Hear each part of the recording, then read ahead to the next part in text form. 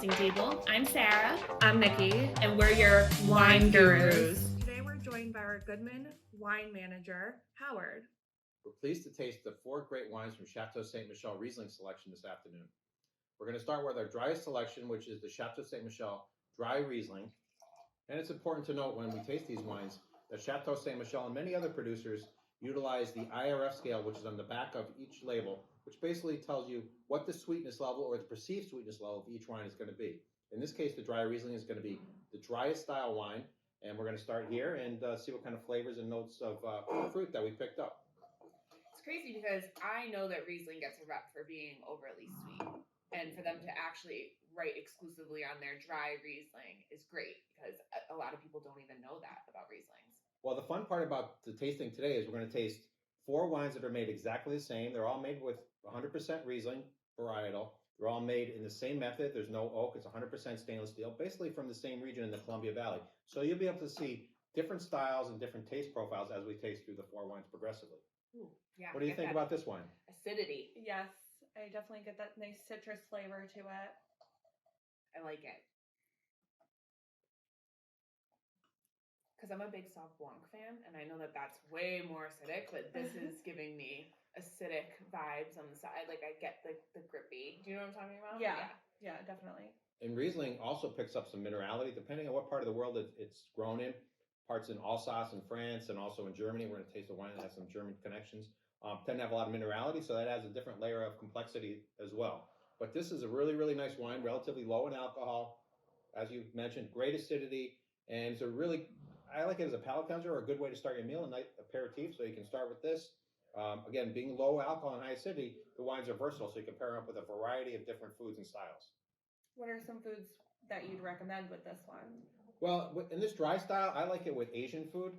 So anything with a lot of spice, actually, spicy, all the Rieslings that we're going to taste today are going to go great with spice. So Thai, Indian food, Asian cuisine, holidays. A lot of people like to have it with as we move into the sweeter styles, we'll see that you can maybe pair that up with like a baked ham or a glazed turkey. So you'll see as we move to the sweetness, we'll change the style of the wine and then different foods that you can pair it up with. Okay. I was once told that the more acidity a wine has, it acts as a palate cleanser. Is that correct? Yes, Sarah, that's right. Yeah, so it cleans your palate. So if you're having a big meal with lots of proteins and maybe some fats, have a little glass of Riesling. It'll clean your palate and you're ready for the next course or the next wine. So that's 100% accurate. Nice. So your top wines, acidity is a friend in winemaking. You really want that high acidity. It's the tension, it's the backbone that holds the wine together. All right, so let's move on to the next wine. Next wine we're going to taste is our #1 selling Riesling, Chateau Ste Michele Columbia Valley Riesling. So this is just their regular Columbia Valley Riesling, not sweet, not dry, in the middle. This is yeah. So let's not use the word regular, but it's a top quality Riesling. None of their wines are regular, but as far as taste profile, so this kind of fits everyone. This is covers someone that wants something that's not too sweet, not too dry. And as we discussed earlier, the IRF scale on the back tells you where the wine lines up. So this is considered a medium sweet wine. So if you have a friend or a relative that doesn't like something that's too sweet or too dry, this is a perfect pairing for them. And you said #1, so that's the #1 selling premium wine in the U.S., right? That is correct. Yes. Yep. So let's taste this. This is our Goldilocks bottle. Not too sweet, not too dry. Just in the right. middle. Yeah. Just right. And Chateau Ste Michele probably has more history and experience making Riesling than any other producer in the United States. They've been making Riesling in the United States since the late 1960s. Now we compare that to France or Germany, they've been making Riesling for thousands of years. So they're the new kid on the block, but in the United States, they're the old kid on the block. Got it. No, that's nice. It's much less acidic than the one that we just had, but it's balanced. I really like it because you do get the sweetness. A little bit of sweetness, lots of fruit. Acidity lingers. What kind of fruits do you pick up when you taste the wine? Is pear right? Whatever you think is right, but pear is right. I feel like pear. Yeah. I get pear. I feel like I'm taking a test in school. Yeah, I don't pear. Yep. Too well. Usually it's what we call tree fruit, apples and pears, and that's perfect. Yeah. Okay. Everyone has different palates, so everyone's taste. Nikki, you might pick up something different. Yeah, I'm scared. Okay. There's no right or wrong answer. The other one, I got like a lot more grapefruit and lemon, like citrus flavors. Yeah. Whereas this one, it starts out like pear, and then it winds up having the acidity when I swallow. So I don't know. I definitely taste apple, like Howard Apple? said. Yeah. I'm Yeah, definitely you getting get apple some flavor. green apple, some Green pear. apple? Ooh. Yeah, You should yeah. So, specify. and those are fruits. Remember, they have a lot of acidity. So, yeah. So this is a beautiful wine.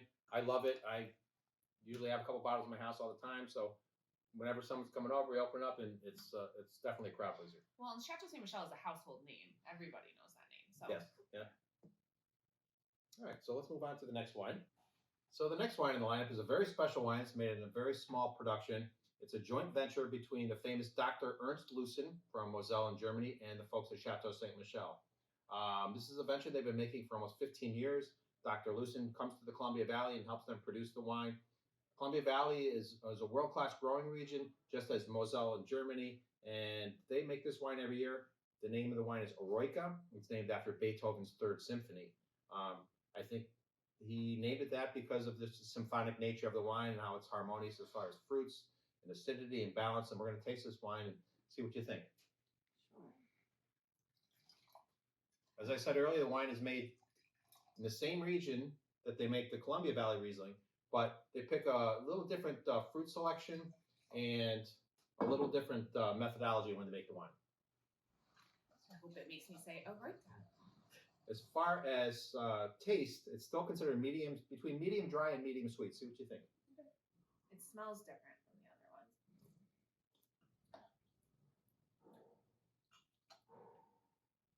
Super acidic. Ooh, I like that.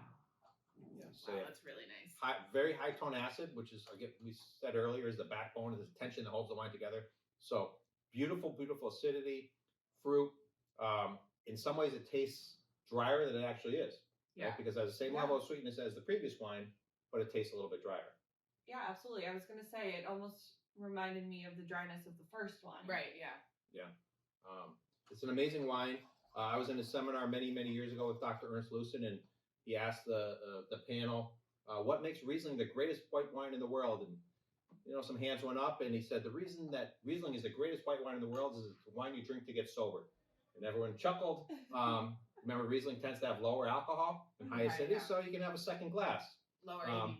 Right, Got it. so he's a very interesting and special guy, and he's made some of the greatest white wines in the world. So I thought This that is really nice. yeah. I really like And this so one. this is the next tier up, right? So this it's is a the little bit- highest expression of Okay. Riesling in Columbia Valley. Okay. Yeah, so this is a special wine. Not a lot is made, so if you can find some, great. But it's made in much smaller increments than you're going to find the Columbia Valley Riesling. Honestly, as a millennial, I tend to buy stuff that's a little bit less expensive, but this is something I'd be like, treat yourself and Right. go for. Yeah. Right. So this is a wine for maybe during the holidays, if you're going to have a honey glazed ham or beautiful turkey. You can pair it with all different shellfish. Very versatile.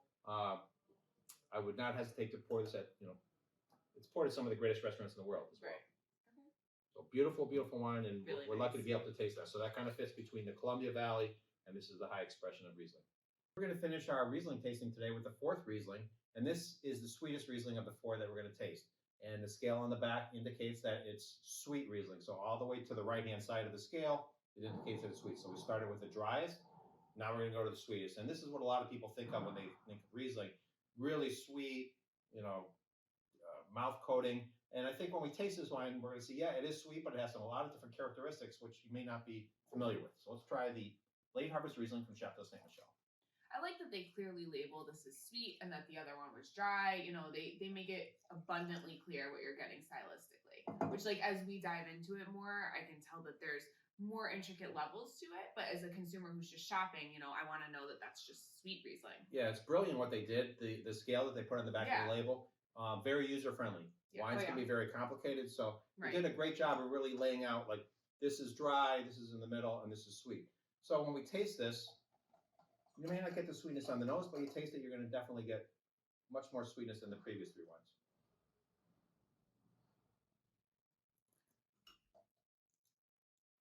Yes. Definitely a bit sweeter. I get less green apple and more like warm red apple. Okay. Apple pie. I like It's apple pie, yeah. Like baked. So, Warm red Sarah, yeah, apple. you're correct. So it's more like baked apple pie. Yeah. Right? So the fruits change, the style of wine changes, So what that tells us is that each wine kind of has a different profile. So we could have this and pair it up with a nice creme brulee, cheesecake, dessert. Some people call it dessert in a glass. You could have this, and it's a great way to finish your meal. We talked earlier about palate cleanser with the first wine. So this is a great way to end your meal. So you start with the driest, kind of wakes your palate up, and you could have a beautiful glass of this, which is again fairly low in alcohol, nice fruit. It's a terrific way to finish your meal and enjoy it. So each individual wine exudes different personality, and I think you see that through the range of Chateau Ste. Michelle wines. So can you explain to us why it's called Harvest Riesling? So they call this harvest or late harvest Riesling. Essentially, it just means that the fruit is picked at a later timetable than the other Riesling. So they leave the fruit on the vines a little bit longer, develop more sugar. The acidities tend to come down just a little bit, but more sugar, hence more sweetness. When they make the wine, it's all fermented in stainless steel barrels, aged in stainless steel. So that's why they call it late harvest. So none of these wines see wood. None of these wines see any oak at all. So it's all about freshness and purity of fruit. This was definitely where I first started when I started working here, because I started so young. I got into the sweet wines first, and this was definitely one of my favorites when I first started here. I feel like that's Still where everyone is. starts. Oh yeah. Yeah, sweet wines. But also, let me tell you, I could do worse than Chateau Ste. Michelle. Chateau Ste. Michelle is an amazing brand, so I'm very lucky that I got to start with that wine. And I think as we kind of wrap things up here, I think when people ask what's the best wine, we've tasted 4 wines today. Not one is the best. Each one has its own unique personality. Yeah. So depending on what format you're going to taste the wines, who you're with, where you are. So each wine has its own kind of style. So there's not one is better than the other. They're just different. Yeah. I love that they give you a range so you have options. And the 3 Columbia Valley ones are at the same price tier too, right? So right. They're all about the same price. Yeah. So you're in between $12 and $15 for a world-class bottle of wine. The Eroica is going to be a little bit more expensive. Of course, maybe a special occasion. But the other ones are you can have, go out to a restaurant and have a nice bottle of wine without breaking the bank. Yeah. So I think this was great. I'm glad we had a chance to taste through all 4 wines. Yeah, thanks, Howard. Thanks for joining us. You're teaching Cheers. us a thing or two. Cheers.